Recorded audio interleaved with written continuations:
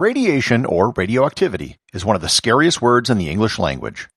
While radiation can indeed be very dangerous, most people don't really understand how it works, and it's often treated as magical death cooties, which leads to unwarranted fear. Learn more about radiation, how it works, and where it's found in nature on this episode of Everything Everywhere Daily.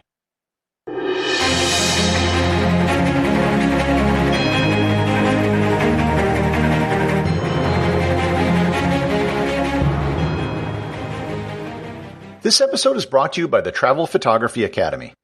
Have you ever been on a trip and wondered why your photos don't turn out like the images you see in travel magazines? If you're going to spend thousands of dollars on a trip and hundreds to thousands of dollars on a camera, you owe it to yourself to get the highest quality images from your trip. That's why I created the Travel Photography Academy. I set out to travel around the world in 2007 with an expensive camera, and I had no idea how to use it. As I traveled around the world, I taught myself the art of travel photography, eventually mastering it to a point where I was named Travel Photographer of the Year 3 times in North America. The Travel Photography Academy is an online course that teaches you everything you need to know to master your camera and to take better photos on your next trip. To improve your photography and to get better images on your next trip, visit travelphotographyacademy.com or click in the link in the show notes. We need to start any discussion of radiation with what it is. The textbook definition of radiation says that, quote, radiation is the emission or transmission of energy in the forms of waves or particles through space or through a material medium, unquote. This actually includes a large number of things, including light, radiant heat, and radio waves. However, when we hear people talk about radiation, they're usually not talking about light bulbs and radio antennas. That's because there are two different types of radiation: ionizing and non-ionizing radiation.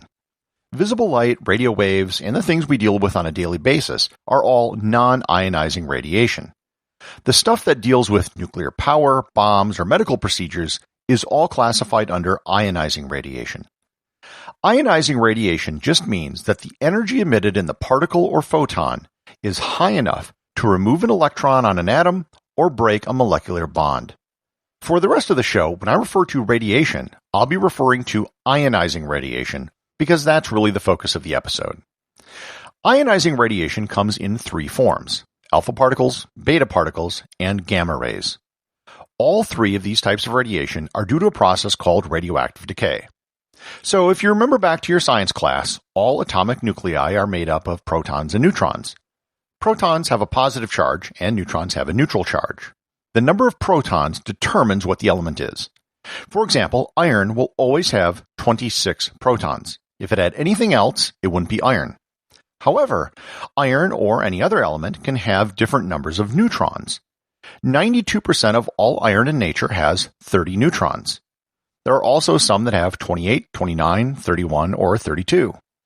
All of these different numbers are called isotopes. And in the case of iron, there are 5 isotopes that make up over 99.9% of all the iron you can find. These isotopes are stable isotopes. A stable isotope, just as the name implies, means that it's happy just as it is. However, some isotopes of some elements are unstable. That means they can only stay in that state for so long, and eventually it's going to change. When they change, that's called radioactive decay. It's important to know the difference between the 3 types of decay: alpha, beta, and gamma. Alpha decay is when a nucleus spits out a helium atom. 2 protons and 2 neutrons will be expelled from the atom, turning the atom into a new element. All of the helium we have on Earth comes from the process of alpha decay. Radioactive elements deep in the Earth undergo alpha decay, spit out a helium atom, and the helium gets trapped under the Earth. Helium on the surface will quickly go to the top of the atmosphere and disappear. Of the 3 different types, alpha radiation has the lowest energy and can be the safest type of radiation. An alpha particle can be blocked by almost anything. A piece of paper, your clothes, or even your dead skin cells will block an alpha particle. The danger in alpha particles comes from if you should ingest them. If an alpha emitter were to get into your lungs, it could cause a great deal of damage. That is why radon can be so dangerous. You might remember a Russian critic by the name of Alexander Litvinenko who was poisoned with polonium-210 back in 2006. Polonium is a very radioactive alpha emitter with an extremely short half-life. Litvinenko was poisoned with it and died, and he's believed to be the first victim of polonium-210 poisoning. The second type of radioactive decay is beta decay. This happens when a neutron spits out an electron or a proton spits out a positron. Beta particles have more energy than alpha particles. A piece of paper or some clothing isn't going to stop beta radiation. You'll need something like a thin metal sheet to stop it. A beta particle is about 100 times as penetrating as an alpha particle. Strontium-90 is a common beta emitter, and it's often used for medical purposes. Doctors will target beta emission on a tumor to attempt to kill it. The final type of radiation is gamma radiation, and this stuff is really nasty. Unlike alpha or beta radiation, which is a physical particle ejected from an atom, gamma radiation is a high-energy photon. Because it's a photon and has no mass, and because it has so much energy, blocking gamma rays is quite difficult. It requires thick layers of concrete or lead shielding. If you're ever required to swallow something in a medical procedure so they can track it through your body, it'll probably be a very weak gamma emitter, just because the rays are likely to travel right through you. Of the three types of radiation, alpha emitters are the safest to have outside your body and the worst to have inside your body. Likewise, gamma and beta emitters are the safest to have inside your body and the most dangerous to have outside your body. What most people don't realize is that they're exposed to radiation every second of their lives. In fact, you, listening to this podcast right now, are yourself radioactive. Natural radiation comes from two primary sources. The first is cosmic rays. Cosmic rays are high-energy particles that come from space. They might have come from the sun, or they may have come from another galaxy. They're just whizzing around all the time, entering our atmosphere. So, unless you're listening to this in a really deep mine, you are being bombarded by cosmic rays. Moreover, the higher up you are in altitude, the more cosmic rays you're exposed to. Someone living in Denver will get as much background radiation due to the altitude as someone living in Chernobyl. And that's really more of a statement of how low the levels are in Chernobyl than how high they are in Denver. Likewise, flying is one of the things which is responsible for the largest exposure to radiation which most people will receive. A single transatlantic flight will give you more radiation exposure than 5 chest x-rays. If you look at the list of jobs with the highest exposure to radiation, you'll see an airline pilot right next to a nuclear medical technician. The other major source of natural radiation is background radiation from the Earth. Elements like uranium are natural and found in rocks and the soil, often in trace amounts. Usually unstable isotopes like carbon-14 are also produced in the upper atmosphere by cosmic rays.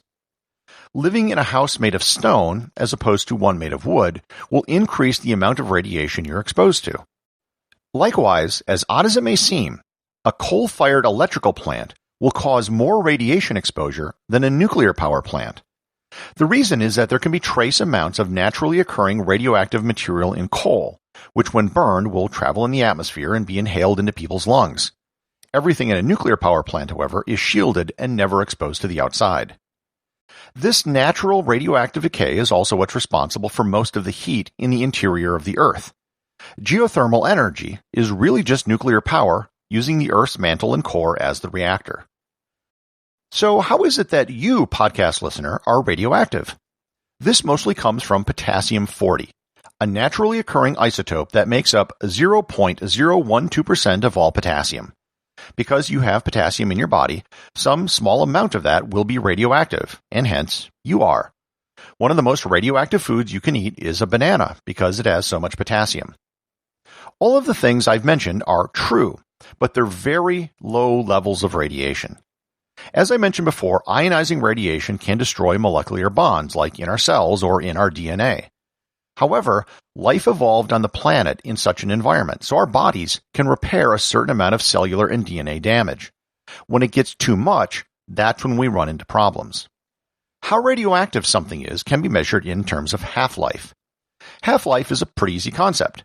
Because radioactive decay involves an atom changing into something else, the half-life is just the length of time it takes for a unit to become half that amount. So if you have a gram of uranium-238, the half-life would be the amount of time it takes until you only have half a gram left. In the case of uranium-238, that would take 4.5 billion years. The thing with half-lives is that the shorter the half-life, the more dangerous it is, In the example I gave above of polonium-210, it has a half-life of 138 days. It's extremely radioactive. Uranium-238, you can easily hold it in your hand. So, what's the deal with nuclear power and nuclear bombs? Those could be entire episodes on their own, and perhaps they will someday. But I'll oversimplify it and just talk about the things which most bombs and reactors have in common. Uranium-235. Natural uranium comes in two forms. Uranium-238, which makes up 99.3% of all the uranium, and uranium-235, which makes up the other 0.7%. To make a nuclear reactor, you need uranium-235, the rare type, which has a half-life of about 700 million years. The problem is, you need to separate it from the uranium-238, which is really hard to do. Separating two different elements is pretty easy. You can do that chemically. Separating two different isotopes is really hard to do because they're basically the exact same thing except for a small difference in weight. When U-235 is hit with a neutron, the atom splits and sends out more neutrons, which split more atoms and send out more neutrons, etc., etc. If you have a whole lot of U-235, then you get an uncontrolled reaction, and that's how you make an atomic bomb. You would need over 90 to 95% U-235 to create weapons-grade uranium. That is very hard and very expensive to do.